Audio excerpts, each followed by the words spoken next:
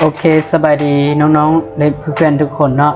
วันนี้เราจะมาเรียนคำศัพท์ภาษาจีนนำกันเนาะโดยที่เราจะเรียนแต่คำที่1หาคำที่50เนาะที่จริงแล้วมันมี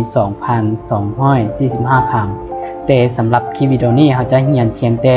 50 คำเท่านั้นเนาะโอเคเพื่อบ่ให้เสียเวลาพวกเราไปเรียนนำกันเลย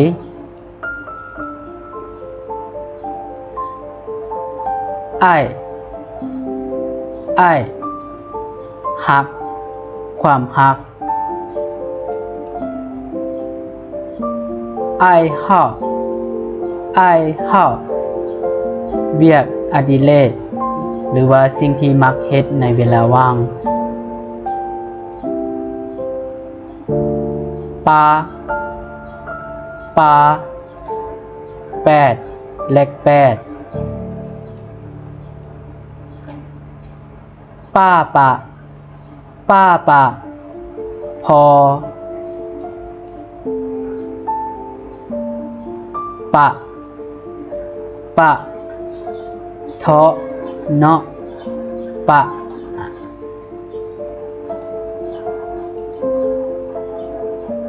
ปายขาว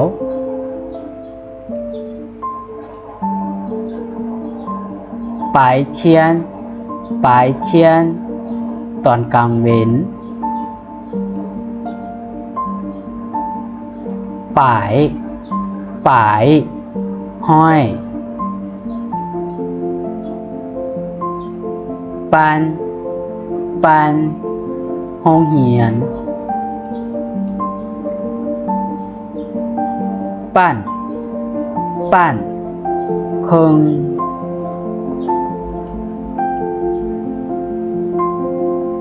ป้านเนียนครึ่งปี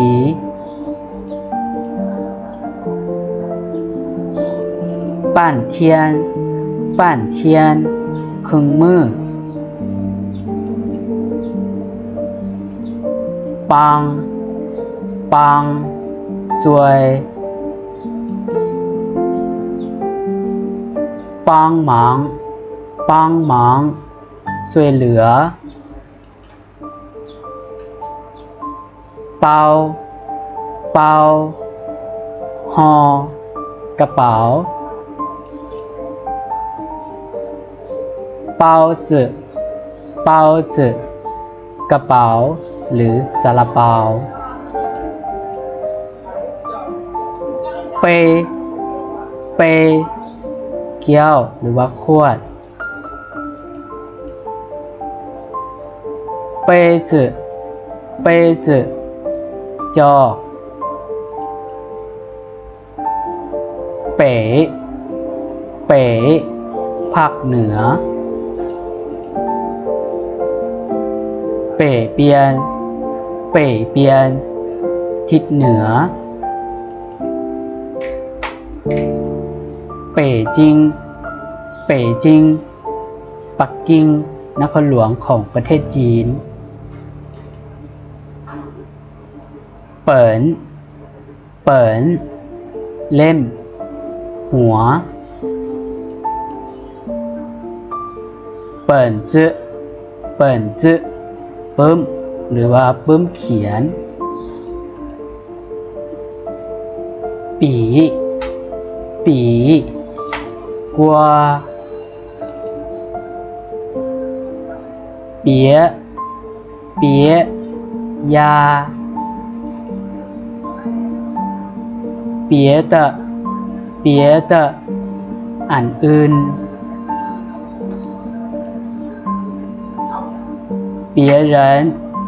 别人คนอื่น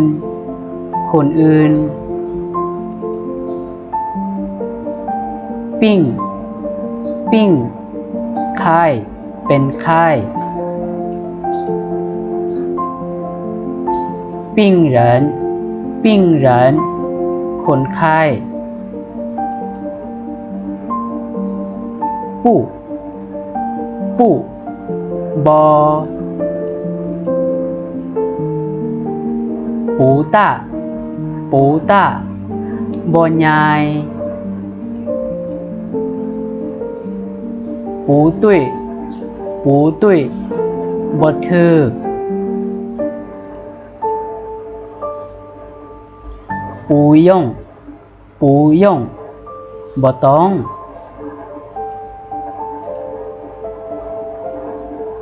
不客气不客气บ่เป็นหยังบ่ต้องเกรงใจใช่ใช่พักอาหาร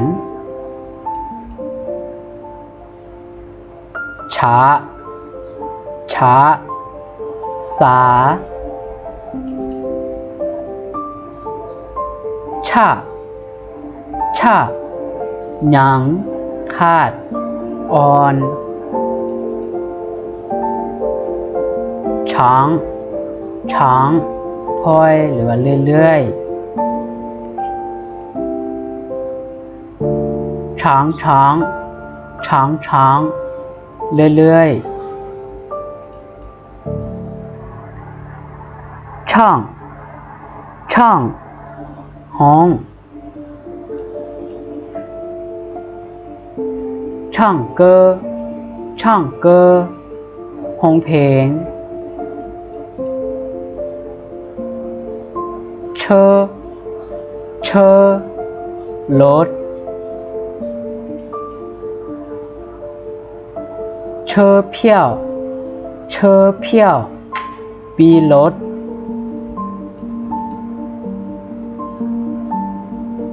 เชอช่างเชอช่างถึงรถเชอจ้านเชอจ้านสถานีรถโดยสารชื่อชื่อกินชื่อฟ่านชื่อฟ่านกินข้าวชูชูออกชูหลายชูหลายออกมา